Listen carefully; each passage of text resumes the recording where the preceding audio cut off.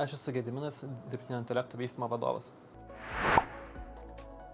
Žmogaus procese reikia ir dažniausiai reikia, kad patikrinti ir užtvirtinti tą modelio darbą ir užpildyti tas vietas, gal kur modelis nepabaigė savo darbų.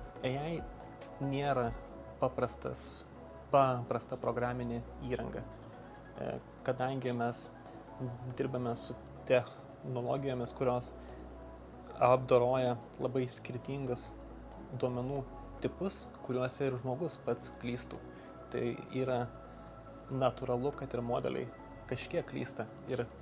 Tačiau nepaisant to, kad jie klysta, jie vis tiek gali palengvinti ar sutaupyti iki 90% kaštų ir daugiau.